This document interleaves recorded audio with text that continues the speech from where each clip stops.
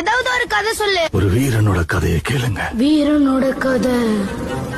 சூத்திரதாரியின் சூதனை எரித்து அகங்காரனின் நெஞ்சை கிழித்து மாயாசுரனை நிர்மூலமாக்கும் துரையாய் நொந்து வெந்தவரின் பரவசத்தை சுமந்து வந்தார் ஒரு மகாதா.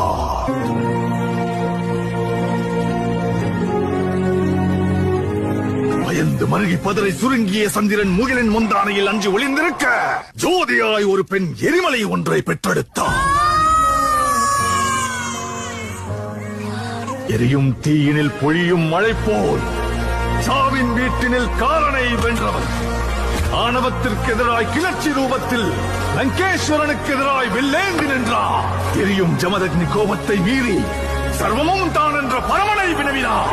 வேட்டைக்காரரை வேட்டையாட ரணவேட்டையனாய் வந்தார்.